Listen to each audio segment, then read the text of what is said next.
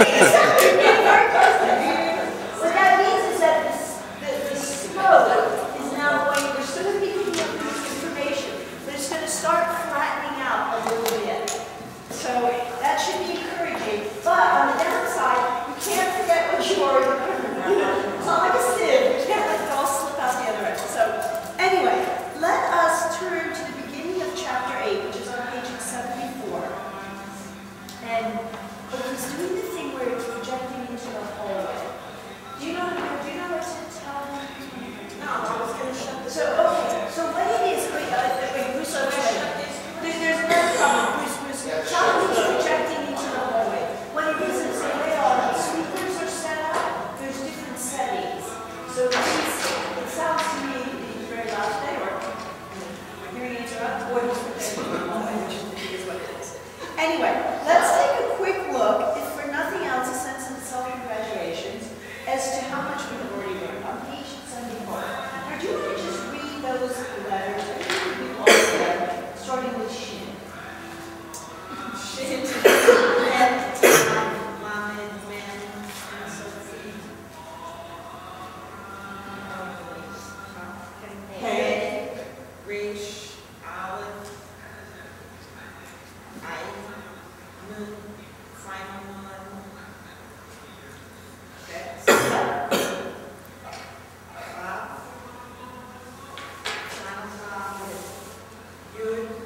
Well, when it's a consonant, what is this? Vav. That's right. It's a vav. We call it vav.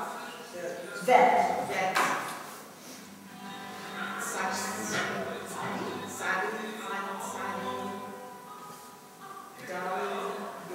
Very, very good. Is there anything in this that is not yet known? That should be what the text is assuming at this point, that that's all firmly entrenched in our brains. I don't know what to take from it. At least they're asking questions. Good, good. And the good thing is that their name and their sound, except for the silent ones like Ayin and Aleph, are essentially the same. So if you know Nun, if you know Hey, or Fet, then you'll see that you'll hear how it's supposed to sound. Okay, let's do now all of our vowels. So do you want to do the vowels? And again, let's look at them as she's doing them. She hasn't. You have a choice. They're clumped together, so look at how they're clumped. Because that's a trick that you know. If you're in the same clump, you sound the same. Okay. So the first three.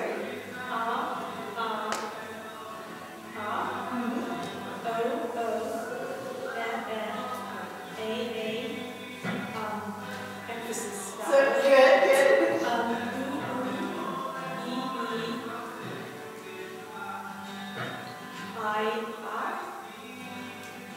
These guys are, how would you say that?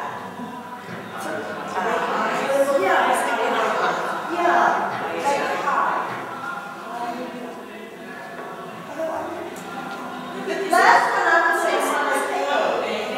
Yeah. Let's go back to take a step.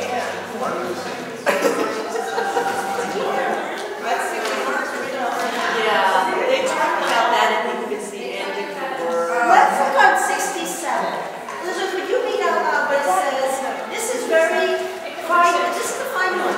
You will survive as both a Hebrew speaker and a human being if you do not ask to. Nonetheless, let us give it a moment of our attention. Let's get a moment of our attention. Elizabeth, do you want to read this out loud? Easier. Occasionally. Occasionally you see an unvoweled letter following the vowel or in such cases, the letter yod is silent and does not affect the pronunciation of the preceding vowel. So let me read these because this is crazy. Sometimes the yud will affect the vowel sound and sometimes it won't. So that very first word would be mitzvotai.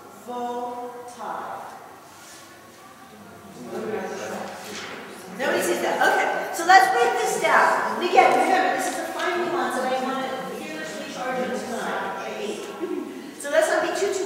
let's do the first syllable. I'm sorry, I left out the B. B. I think it's Jane Fonda. Okay. B. I'm sorry, just so you don't know what I'm referring to, I didn't explain this. We had a lovely, lovely service on Friday night. It was not only Tu B'Shvat, not only a beautiful chanter from our congregation, a lay chanter, it was also the time when the Presbyterians and the Episcopalians come. And every year they come, they bring an enormous group of students with them to learn about how we worship here. And in a moment that was a total brain freeze, I wanted to say, and with us tonight we have our friend Jane Fields, who's the head of the Presbyterian group, and instead I said, Jane Fonda.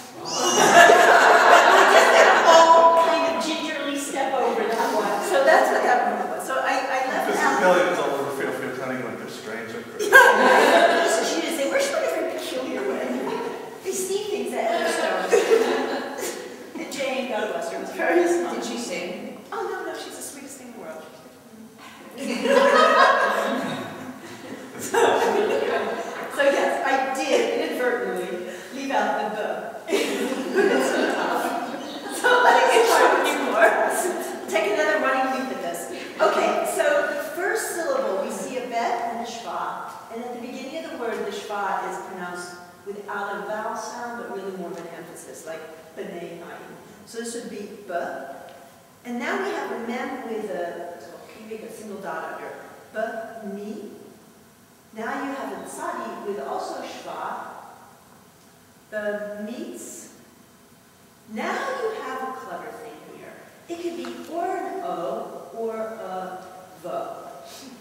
And do you see how it could be either? Because what we're talking about is the vav acting as either a vowel or as a consonant. And through deductive logic, we come to the conclusion that it has to be a consonant. How do we reach that conclusion? Those other consonants are that syllable. Right, so the shva is associated with the tzadi. And what would happen if we had a tzadi with a shva and an O vowel? What would happen? The skies are open. Jane Fonda was here. And Jane Fonda was I'm never going to recover from this. You begin at the end. So, then you have a vowel. Right, or you have a consonant with two vowels, which we can't have, which is interesting because in English we can have a consonant with two vowels, like neighbor, E-I, but in Hebrew you can't. So we have to know then that O cannot be free-floating vowel. So it has to be a vo. And now we just learned that the yud next to the e is not pronounced. And then you have a ha. So you have te, ha. The other thing that will help you with time is that you'll come to know shortages, which are roots. And you'll see the root for mitzvot. Mitzvah. right. Not yet. It's coming. So that's the mitzvot. And the next word is mitzvotecha. And the one after that is einecha. Uvish arecha. When, however, the unvoweled letter yud follows the vowel at the end of a word, notice the emphasis at the end of a word, it sounds exactly the same as the combination with the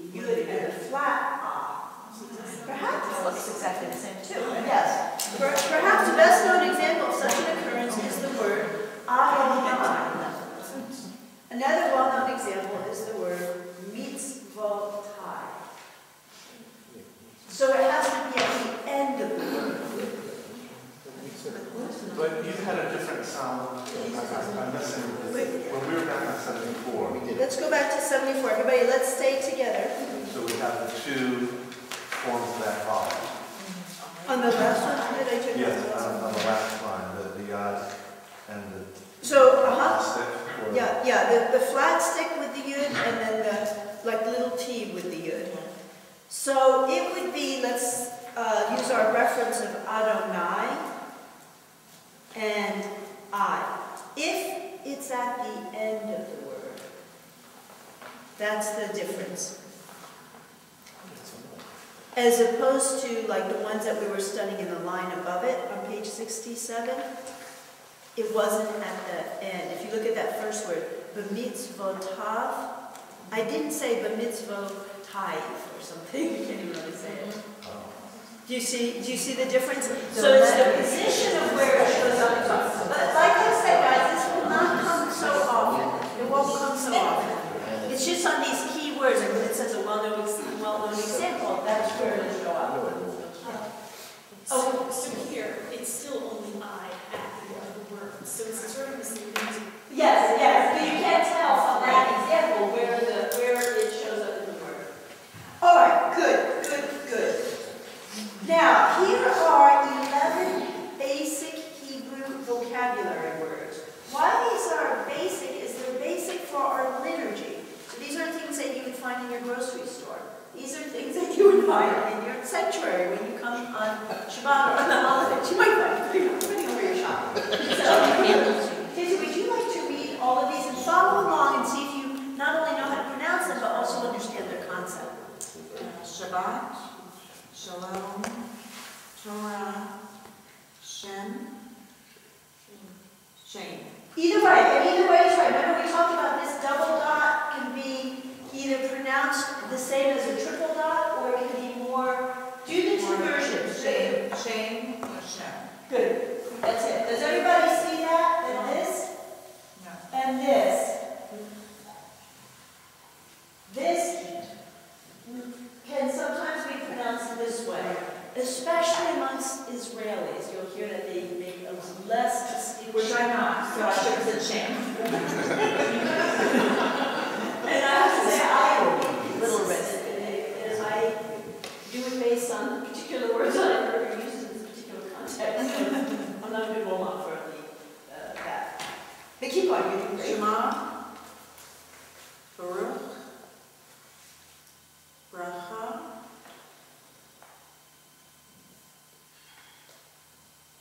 Teshuvah,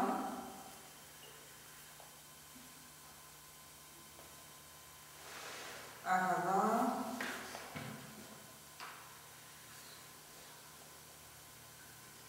Mitzvah, Chayim. Good. Now, this one, that sounded very good. Let's just go around and you can see the roots underneath for what they mean. And again, just to refresh our memory, roots are the etymological key to understanding Hebrew. That much of the Hebrew language is built on a system where there's either these 3 letters or 3 or sometimes 4 that create the meaning of the word, and any genuflection of that root just changes it slightly. So if you took the first one, Shabbat, it can mean rest, cease, from labor, desist. It can mean everything from a strike, like an economic strike, a workers' or laborers' strike, to a day of Sabbath. In English, you don't hear that. You don't hear Sabbath and strike. You don't see that connection. But the Hebrew reader does see that, and if you think about what's happening, it's a cessation of work. So when we start to, not necessarily in this class, but little by little we're getting exposed to it, we can make some wonderful, very rich connections in reading Hebrew and in praying Hebrew when we start to see some of these roots. Because it's like, the closest thing I can explain it in English is, it's like double entendres. Everything now has amplifications of meaning, because we can see their roots. All right, so let's leave ourselves alone with this page, and now boldly go on to page 75. Like I said, we're starting to angle down our slope of our curve, so it's not as steep. And in this chapter, we're learning 3 3 new letters, all of which are easy to say. They're sounds that we have very much in English. So the chapter introduces 3 new letters. One of them, the letter Kaf, was introduced in chapter 5 without the dot in the middle. So now, instead of that being a Kaf, it's just a K. It's a Kaf. When it appears with a dot, it has the same sound as the letter Kuf, also introduced here. So look at the 2 bottom ones. Do you see one looks like this? And one, I'm going to draw it the way they do this. Looks like that. They both make a K sound. Does everybody see that? And we've learned this before where we have the vet and the vav as an example. This other one, the letter Pei, is another letter whose pronunciation is altered by the presence or absence of a dot in the middle. The chapter introduces the letter Pei with a dot in the middle. Does everybody see that first one? So here's what I'd like to do. Say aloud the sounds of the following letters and try to do this without looking at the chart. Now, these are deliberately tricky, okay? So when I said that the slope of the curve is coming down, I mean more about the pronouncing it.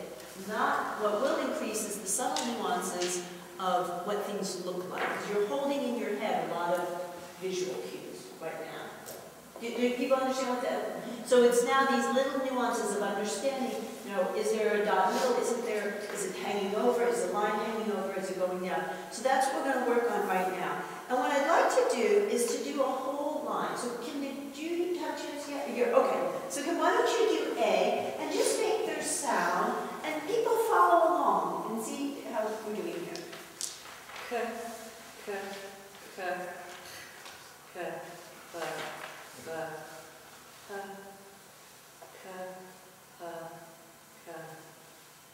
Very good. Very, very good. You see how it's a little tricky though?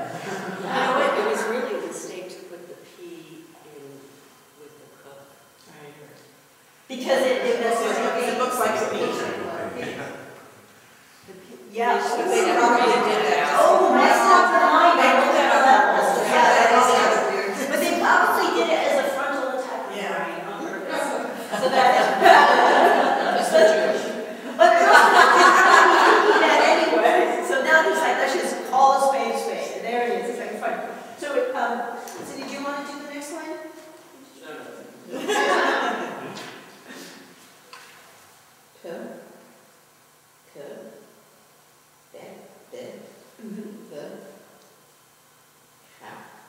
Wait, now be more determined. Patach.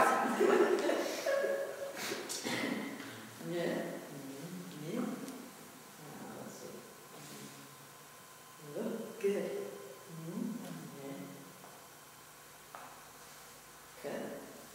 Now, it doesn't have a dot. Everybody help her out. There it is. That's right. That's right. Yeah.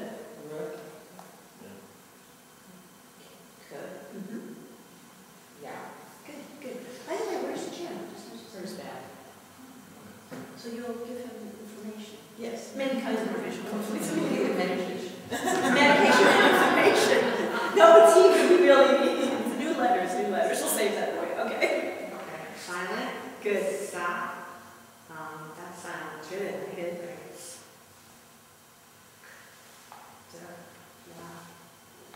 A. I'm sorry, I'm Okay. And Good. Good. Now we're going to start getting with the combinations. We're on line D. Do you want to do that first line? Line D. I'm sorry. ha, ha, Ah, now you have a dot in the middle. ha, Good. ha. Okay. Okay. Okay. He. Good. He. Hey. Good. Okay. Good. Cool. Go. Good. Very good. Carrie, do you want to do the one right under it? E? Are these ended words or? If it's only one syllable,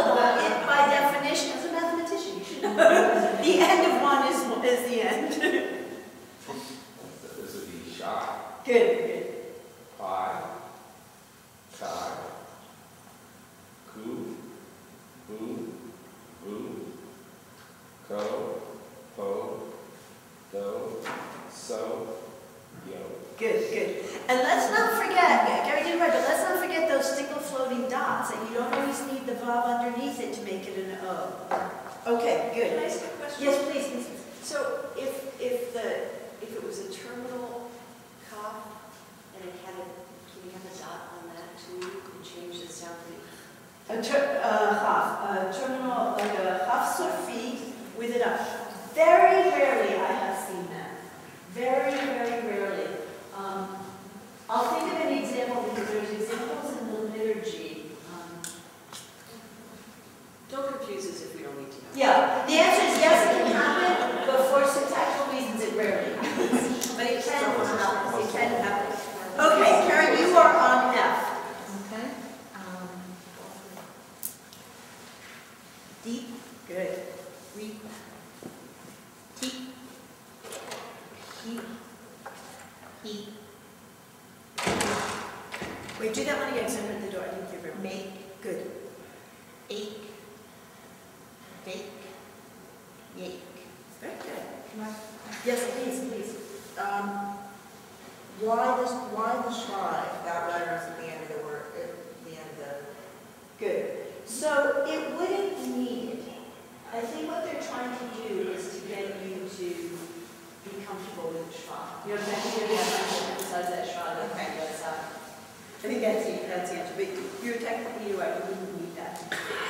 Just say it.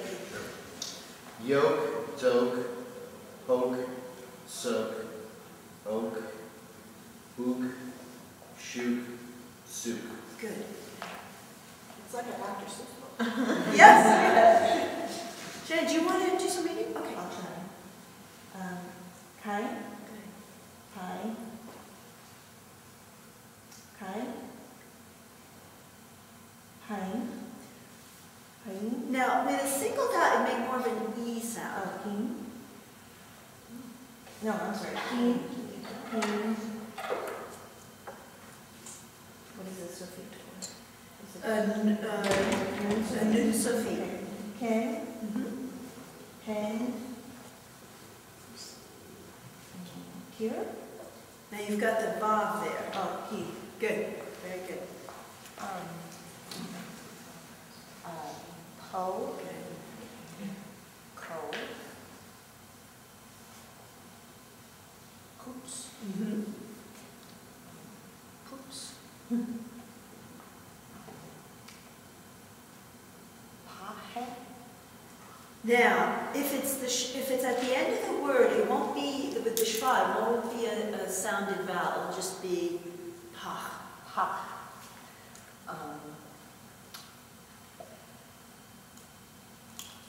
Ka. Good. Kan. Kala. Good. Good. And some of you might say, why on that second to last one isn't even final? Right? You would think that should be a final. And I think it's just like these are nonsense words. These are actually syllables. Remember sometimes we're talking that they're real words, and then sometimes they're nonsense. This is nonsense. Mostly nonsense. A couple real words. Okay, and you pick up on the top of 76. These are now longer combinations. Bakad.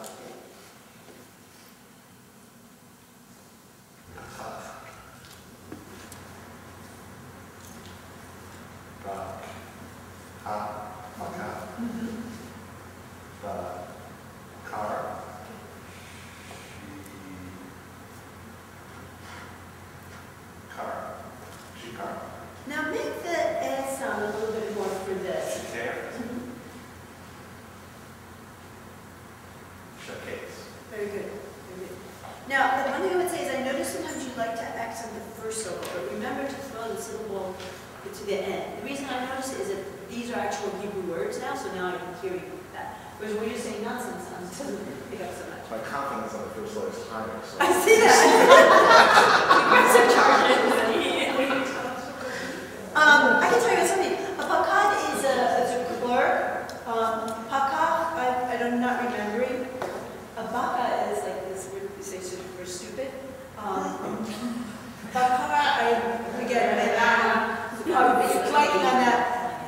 Shiker is a drum. And shakets, I'm blanking on it. So some of them, Jane, I'm going to need to bring out these words. And sometimes it says Stupid drum.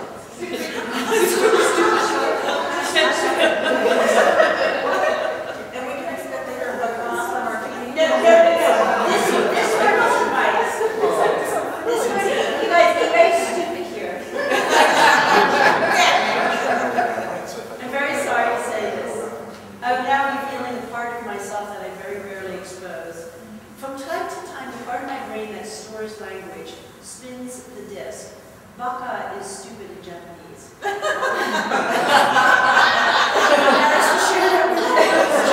the reason I remember that is that the real insult is bakadao. And I won't say it in English, but it means like you really stupid guy. So when I picked up the second half of that insult, I remembered it was not coming from Japanese. So please excuse that. I'm focusing on the decoding and not so much on the meaning. So anyway. I don't want to confuse you, but this is such a sensitive time in our lives to pick up these languages. So let us now try to stay decoding Hebrew and put our molar necks of a brain back together. So I believe we're on K somewhere. No, okay, so that's okay. You sing, you're singing too. Let's go to K. She's taking a break. A sabbatical from Blue Light. I'll be back. Korah. Good. Korain. Good. Kolam. Now, you've got, look under that vowel under the lamed. Korain. Good, good. Koleo. Ko'ah. The same thing, look at that vowel under the aleph. Ko'av. Good.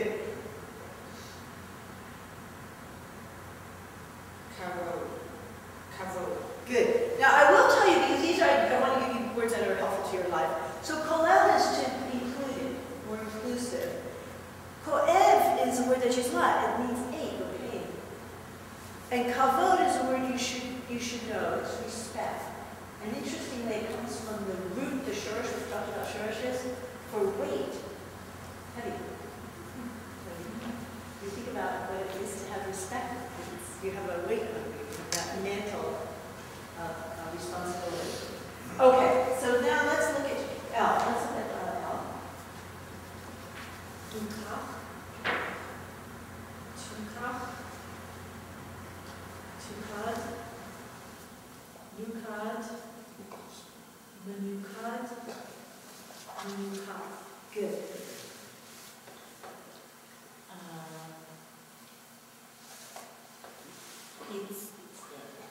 Pizza.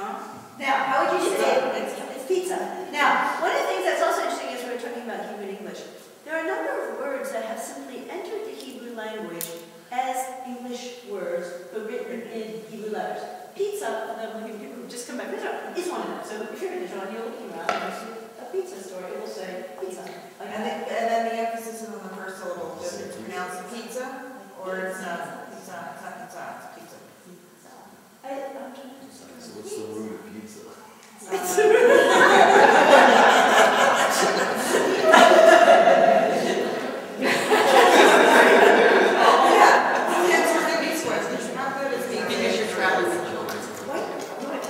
It's a more thin crust, a little oily, quite good. And then they put the weirdest darn things on it. The weirdest. Broccoli, pineapples, every kind of thing you could imagine. Of course, olives. Olives go on everything, but. There was a chain, I think, called Holy Bagel, but in Hebrew it was Holy Bagel. Yeah. Kitsu.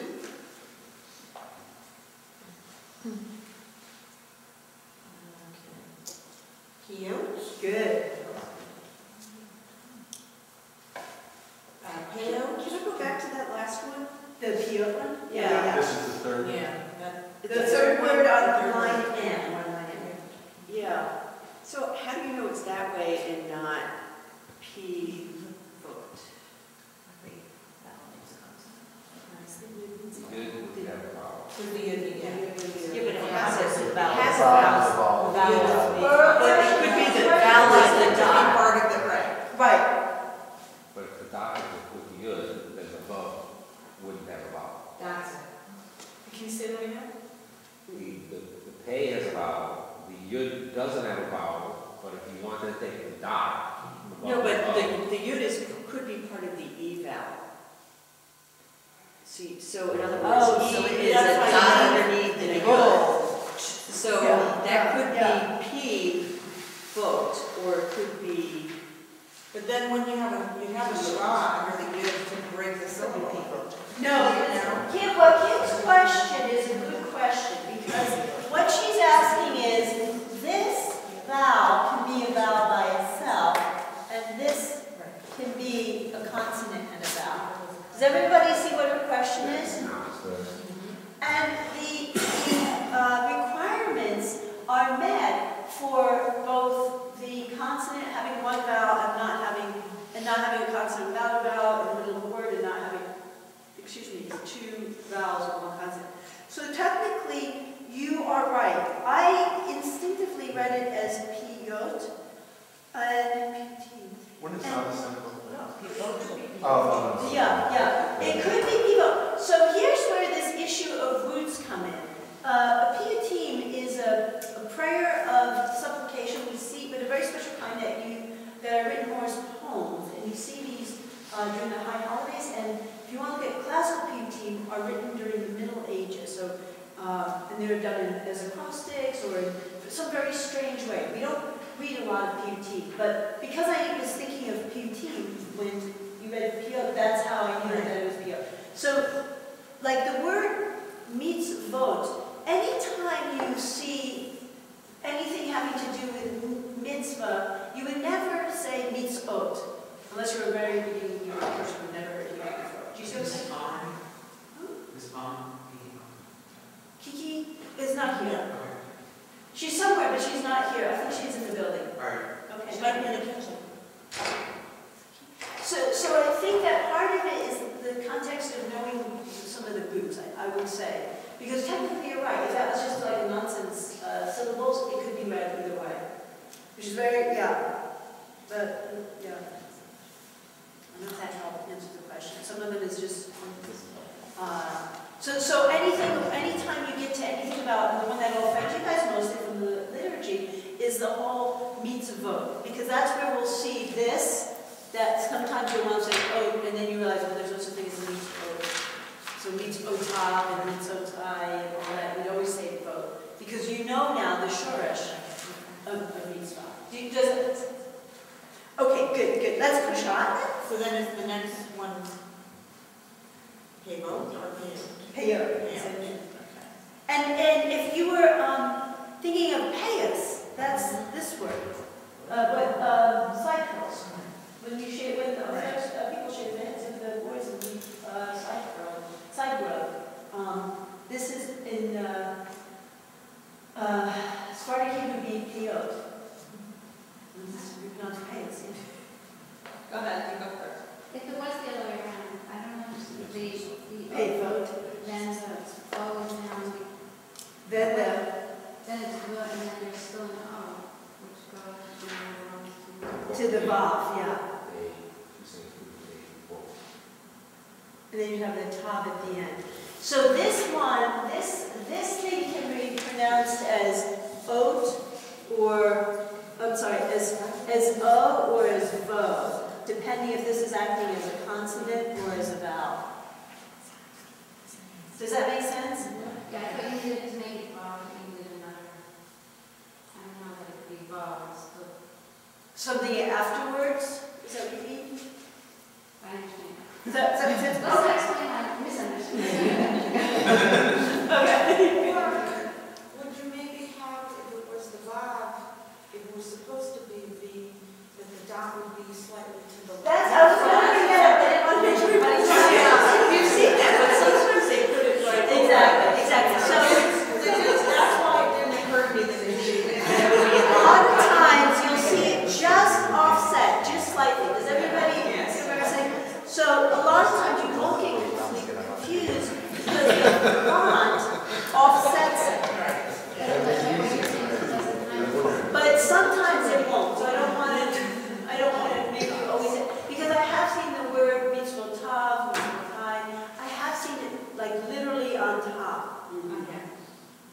but yeah, it's And that's the helpful. way they have it in the book earlier. Right, and it's confusing because, you know, even within one prayer book, you might see it typed two different ways.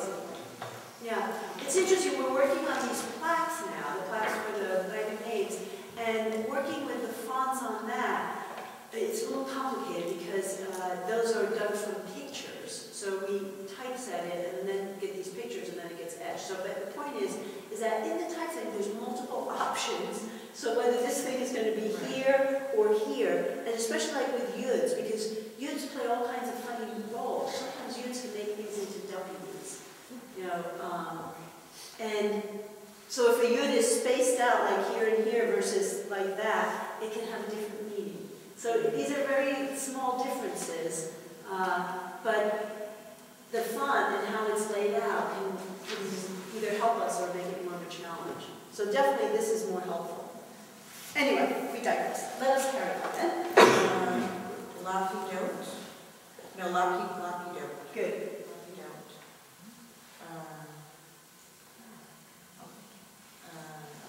Pinu. So let me go. Yeah. Enoch, or Ano, sorry. No, Enoch. Okay. Evoke. Evoke. Uvoke. What's in the middle there? Oh, uvokes. Good. Hate.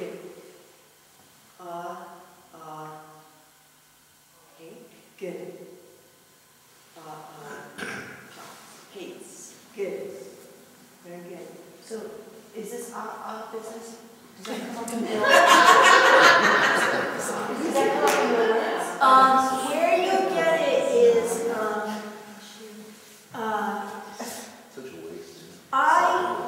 the first person future tense can be made with an aleph in front.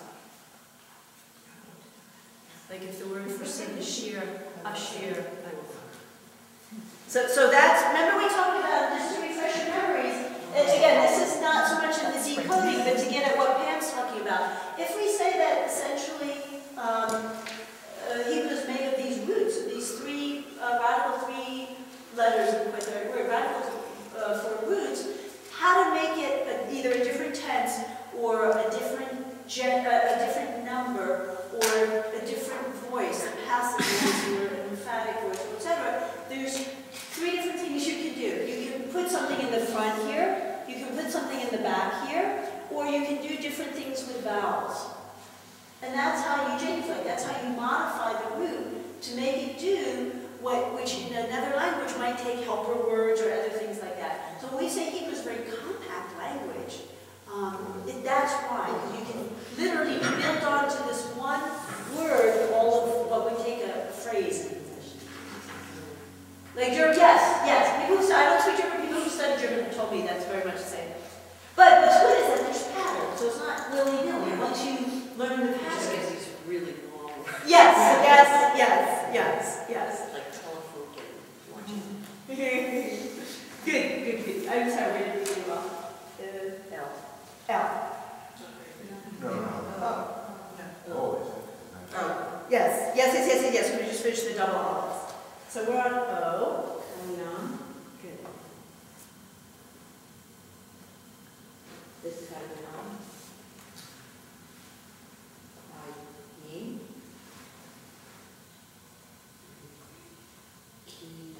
You. Say that one right. Say the third one again. Ye. You've got the double dots under the yud. Yeah. So M, Kayem, I thought that was an H. Yeah, it could be an F or an A, so it could be Kayem or Kayem. Kibun. Kibulo. Kiba. Kibu. Good. So the first 1, 2, 3, 4, 5, the first 5 words on that line, just to try to illustrate this point, can your brains pick up at this point that they're all talking about the same concept? Can you see that? So it is the word for exist. So the last one, just to show you how complicated it can become, or how cool this genuflecting can become, Kiyumo is his existence.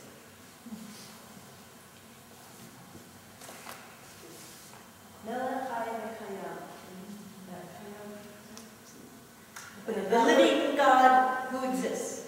But if those words were written without the vowels, as they would be in most contexts, they would all be the same, right? You would have to know the context. Yeah, that makes it tricky. That makes it a little tricky. All right, Pete. They would be the same, but they would be the same. The concept would be the same, but the meaning would be the actual marks on the paper would be the same. but they wouldn't have dots in them. There'd be no dots. But like on Kiyumo, it would be a kuf, a yud, a vav, a mem, and a vav. But you wouldn't know that one was U and the other one was O. When they get rid of the dots, do they get rid of the vav with the dot? So it's, the vav goes along with the dot. Right, so then the question of is this a vav or is this an O or an U is even more difficult because they do that. When you get rid of the dots, you not only get rid of that O and O, you also get rid of your bets and bets. You can't, you know what I'm saying? So it's the middle, it's those, Right, and you can roll it up. So when we, and I'm saying, not saying if, I'm saying when we go to read the Torah, you'll see that. So the vote does disappear, or so the The stick remains, Oh, you but just the did no not. dot is there. Yeah. And it's just totally, just a random thought. Does anybody know the only dots that show up in the Torah? So we have no vowels, no trode, no dedication. No, even those dots go right. The shin is in. Period. Even those go right. No, periods we didn't have to read. I mean, funny thing in there. They're called, anyway, they're called diacritic marks. And what they have to do with, and we see this in the Dead Sea Scroll too, because the text, the consonantal text, is considered sacred, when, in very rare cases, these dots appear. If anybody ever gets this in a Torah portion, I'll show it to you. The dots appear and it looks like stuttering. Like that. It's the weirdest scribal ementation that we have. Of all the preserved scribal ementations, it's the weirdest one.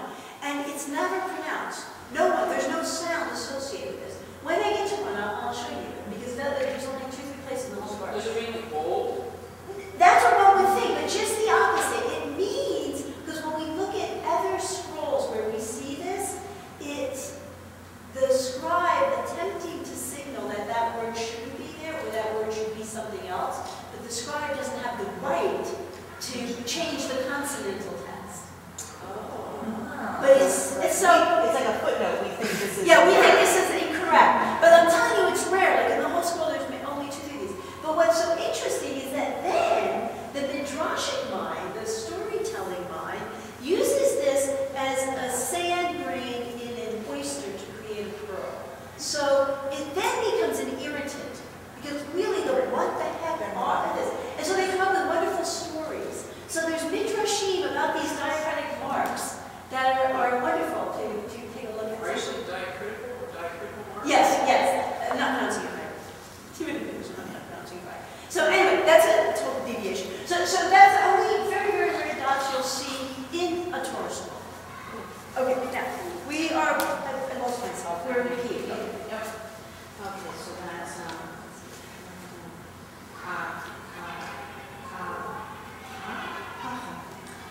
Like this. Do it like this, a lot.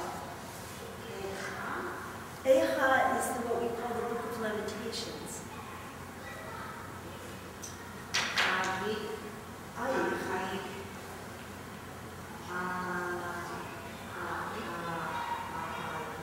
Good, very good.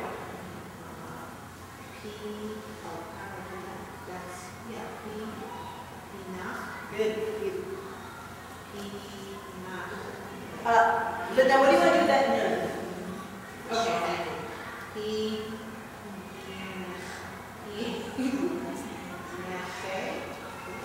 In the middle of the word, it's not going to be sound, it's just going to be like syllable. It's just a break. Yeah. So it's a stop sign. Yes. That's it.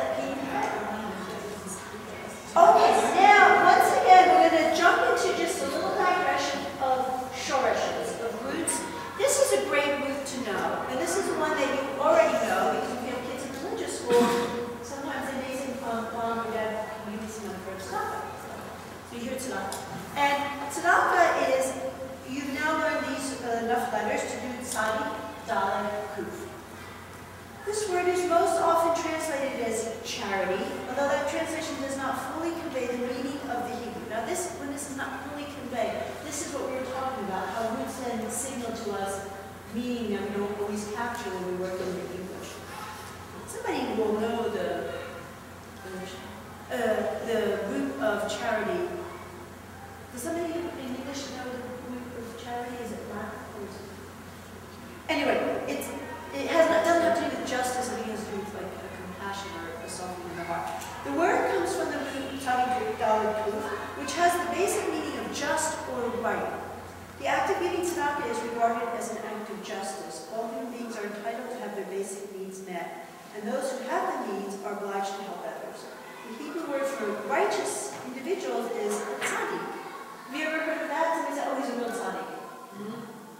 But tzaddik also comes from this root. Do you see how tzaddik and tzedakah, can you see now how that's the same person? I'm sure I spoke about an interesting thing called a tzaddik who dresses in furs. And it's like a spoof, it's a Yiddish expression, it means a person who tries to come across as righteous, but is actually not righteous. So this is Shoshana said something about it, was it last week too, about the difference between charity, you know, how that charity comes from your heart, but tzedakah is not, it's required, it's not, you don't have to like it, right. You don't have to want to do it, you have to just do it. In the sense of charity originates in an emotional appeal, and tzedakah originates in the thought that there is a standard of what is right and wrong, and when right is not achieved, then we must achieve that, or do what we can to do that. Which is why even poor people are obligated to do tzedakah. So you can do what they can do, but we're all obligated to do tzedakah. What's interesting though is the Arabic for tzedakah, not to digress for a second, but the Arabic language is also made up of roots, and some of the roots are the same as Hebrew roots, which is very interesting. And they have the word tzedakah. They pronounce it just slightly different, but it's very much the same as tzedakah. And it's that same thing. It's not like an optional thing, it's not an emotional thing. It's part of their understanding of righteous, what it means to have a right word. Anyway, so a word from Deuteronomy 16:20, a word from the root tzadi, daled, kuf, has the meaning of justice, appears in the following quote from the Torah. All but the last letter of this quote have been introduced. Would somebody like to read this? You probably maybe even recognize it already. Is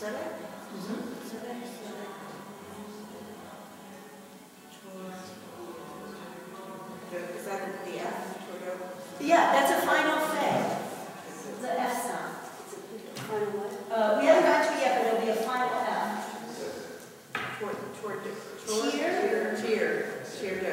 Very good, very good. Tzedek, tirdof. And this dot underneath the dollar? Inside the dot, it's one of those inside dots that won't change the sound. Unlike a bet, and a cop, and a cop. The dot inside, some letters, most letters doesn't change. Ronan should come in and teach, because the leader is really speaker. And that word is vowels in Hebrew. You have now learned all the basic Hebrew vowel sounds. So good, your climbing on the vowels is now flat. You're not the ascent must not go like this. We now must stay here for vowels, okay? Let us not decline in vowels, but let us maintain what we have. Think of that, please. Don't laugh. This is the objective. Okay. So we have now learned all the basic Hebrew vowel sounds. In this chapter and in the remaining chapters of the book, vowels will be introduced that appear much less frequently than those you have already learned. So, in other words, don't worry about them. They're very strange vowels, and why they are there would be very complicated, and in some cases I wouldn't even be able to explain it. If somebody explained it, I would understand it, but I wouldn't be able to explain it. And a lot of times it has to do with the evolution of language, like drop letters or lost letters. It has to do with that. The two vowels, as language evolves, The two vowel symbols introduced in this chapter represent the same sound, which is like the sound of the O vowel introduced in chapter 2. So let's take a look. This will make you totally insane. Let's take a look at page 77. Which is last words. Wait, say it again. Oh, these are O's. This will make you crazy, I promise. I guarantee. Don't worry, they'll take it away. You're taking these all away. Is this the same word as Bosch learned and then? Yes, it is. Yes, is it? That's the context? But the toe,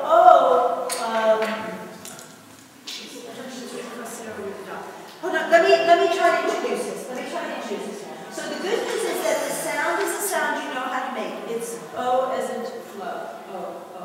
Does everybody start with that? Okay. Now, if you look at what they're talking about, in chapter 1 you learned that that little T vowel, or patach vowel, has the sound of as in father. While this is true in the vast majority of cases, there are a few instances where that vowel, that little T vowel, sounds like O as in flow.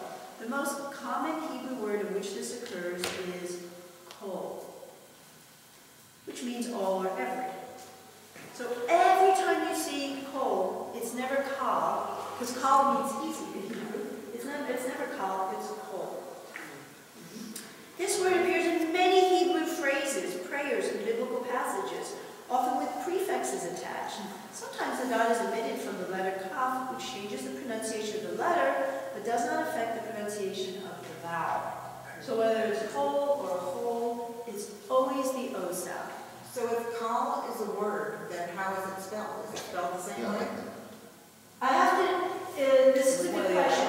Now, when to use a kaf and when to use a kuf is something that I'm not perfect in.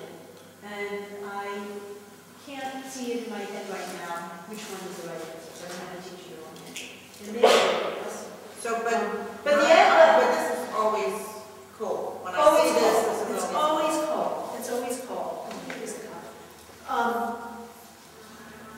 always cold. And why this is important is this shows up in a lot of prayers. So this is one that really matters. And the other one is, so to help people, let me just explain what. Some printers, especially modern printers of liturgical Hebrew, have developed a printing convention that does this. Instead of making the vowel like this, it does this. Can everybody see the difference? That's way brand new. Way brand new. So if you've never seen that before, it just means you haven't seen a recently printed Siddur or Tanakh or something like that. And when you see that, the word that this is called, when you have a printer who has done this, so that little T vowel is called patach. If you ever hear anybody start talking about long tailed patachs, that should come to a hot dog party. What did I refer? I saw a long tailed patach. This is not a rare sighting of a bird. This is this. Now, the person who's most excited in our congregation about long tailed patachs is our cantor, because he records for the students the CD of the Torah portion. And there are books in which the patachs are written clearly as long-tailed patachs when they're O's. And so then that helps him never make mistakes for the kids. So he was very excited to show me his collection, a book that has the whole collection of them. So the new books that we have Take a look, that's good questions. I don't know the answer. Again, it wasn't focusing. I do remember seeing long-tailed patachs. I think I saw them. I do remember like the Dr. Seuss thing. You're supposed to see a long-tailed patach when it got there. That's a long-tailed. You guys will be on the lookout. You never even compromise. And that's why you should bring a long-tailed patach if you have I think you will. I think in this, what we used to call the gender-sensitive Siddur. So the Siddur is the prayer book. We now have a very heavy blue Siddur.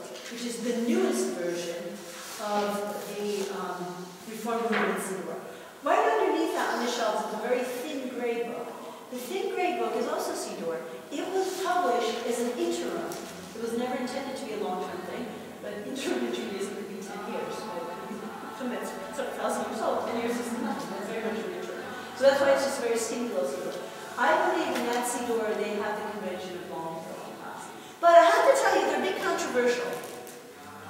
They're controversial, and here's the reason why. How much aid is too much aid in Hebrew? So there are those who resist dumbing down Hebrew. So it's not a thing of mine, but I'll share this with you in case you, again, get into it and blaze into battle at a cocktail party about the use of transliteration. Transliteration is when you take Hebrew letters and write them in English letters. And there are those who will go to their grave fighting this. They think it is the undoing of Hebrew. They feel very, very strongly about it. Because when you have it on a page and you're a native English speaker, your eyes will naturally go to that. And for children, again, think about how we teach our kids. These children are not growing up in Israel. They have no exposure to Hebrew except for the hour and a half or 3 hours that they get here. So why create this obstacle of giving transliteration that takes their brain even further away? That's one argument. The other argument is just the opposite. Let us give them the ability to make the sounds and then let us back into the learning of the symbols and the decoding. So there's people who are much smarter than I am, much more vested in this than I am, but who have debated this greatly. And you'll see that anxiety play out in the printing of Siburim. So sometimes they have it, they don't have it, they have it bolded, they have it blue, they have it little, they have it big, they have it this part of the page. So now that you understand that, next time you look at a Siddur, you can peel back the layers to see what was the thinking. That same anxiety manifests itself in Long Tailed Patach as well. Because she probably would see one of those in the conservative Siddur. You would not? Would not. Right? Exactly right. Exactly right. Exactly right. Because the conservative movement, as a more traditional movement, doesn't like to get wussy on the acquisition of Anyway, so this is something to think about in your spare time.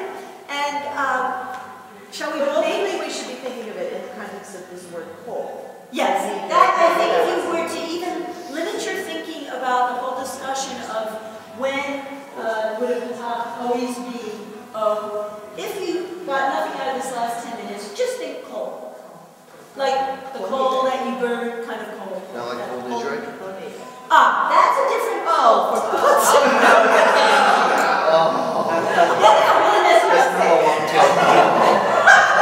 She didn't say, well, we coal nidre. I got it.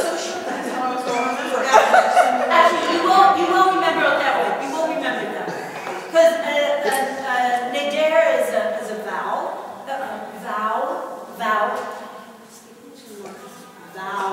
Vowels. And all vowels.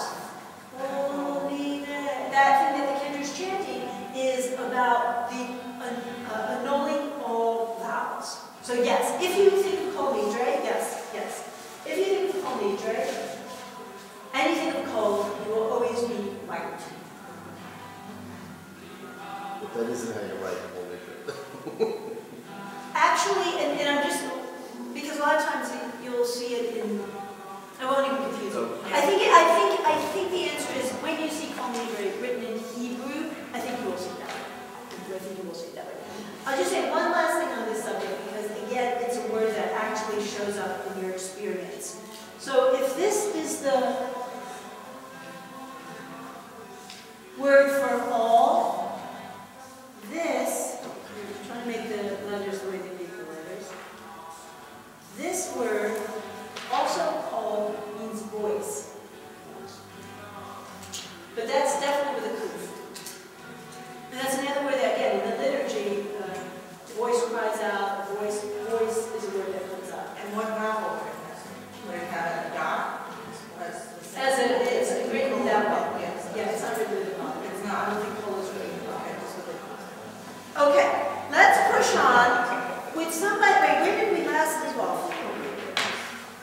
You know what? Let's stop here. I want to stop here because I'll just tell you two very quick things. For your homework, can you work on page 77? Because we're doing so much.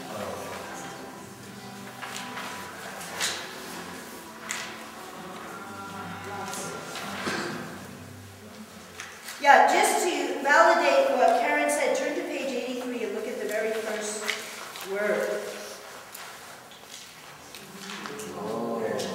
There it is.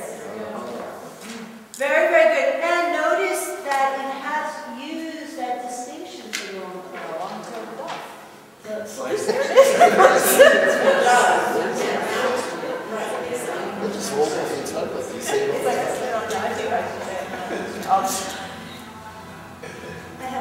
yet another June Fonda this morning. This is a long-tailed Patach.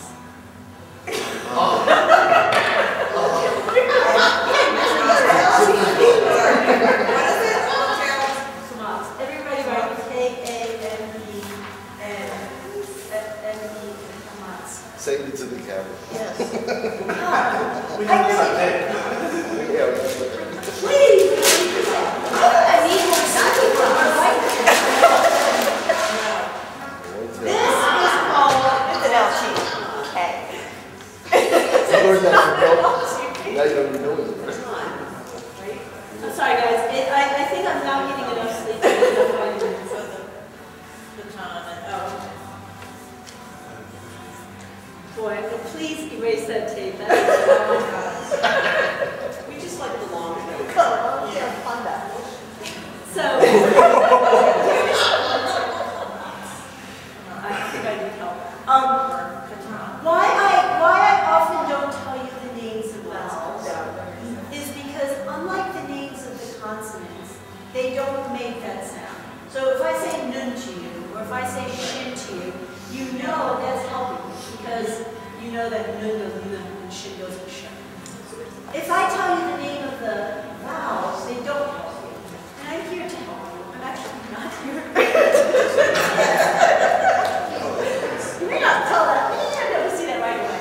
So that's why I don't say it. I'm not trying to keep anything from you. This is not like something that I can't share with a larger group of people. But now that I've confused you, I want to try to correct my mistake. This flat guy is called a patach. This little T guy is a patach. And the long-tailed one is obviously a long-tailed patach. You can't have a long-tailed patach.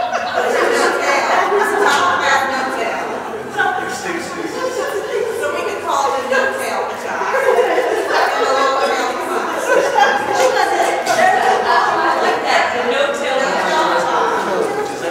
Does anybody have any questions?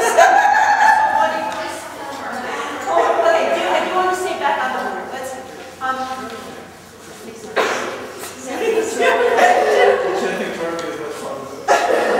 be a lot easier. Be a lot, because this is just the first step. It is much. Like 77. Let's do, and I think we're going to need a couple of them. Here's what I'd like to do. I'd like to do page 77. We're going to get to these vowel combination things. 78 and 79. Can you do the writing?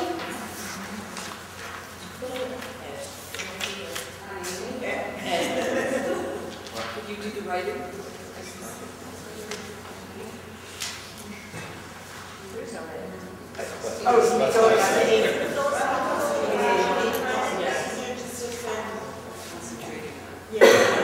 Oh, you guys, the real challenge, do up to 81.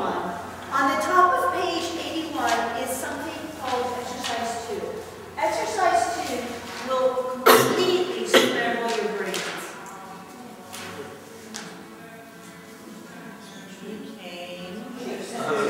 She came into my home. She came to my home. Very good. Very good. Did everybody see what Tracy just did? No. Bruce, do you get it? No, I didn't get it. Okay, wait, Tracy. She came to my home. Is that what Tracy have? So they're trying to play with your brain. That's okay. That's what our brains are for. So will you work on that? This is actually fun. Yeah, I think that's helpful. Okay, good. Let's see. Sort of penetrating. Something else. So, you guys, seriously, this is a lot of work, but I'd like for you to do it if you could kindly do 77 to 81. That's fun. Okay? And then I think if we review a little bit of that in class, we'll finish 8 next week. I'd like to finish 8 next week. And what you should be thinking about is what comes after this. So a few more weeks will take us to finish up the letters. And then the prayers. The prayers, wherever you learn the prayers, I'll tell you very quickly. I'll give each of you a CD from John of about 7 or 8 prayers that are the main prayers we use. I'll give you printed versions of them, and we'll practice the prayers. Even though you think, oh, prayers are more than letters, it will actually go much faster because many of you have passive prayer knowledge in your head already. You've heard the services, you've heard your kids, whatever, and you also have the CD. and then begin Torah chanting. Okay? Please stay with it. It's really not scary. It's not too horrible. The other thing that's happening right now, for those who are interested, is we're about to not only go into services, but we have brought somebody to speak to us a little bit about some of the environmental stuff. Because Jewish House is in the middle of the week, we're doing a little bit on this. So that's what's happening now. So please join us there if you can. Yes. It's contagious, I'm sorry. Don't come back. The good thing is these things cycle back. No, really. Like it's not just needs to be in the valley. You know what I tell myself? What do you think about that? I forgot what did I notice about James Bond? It was one of these things. So sometimes I have an awareness that I choose to not focus on. So as soon as I did it, I was aware of it. But I just said, this turned to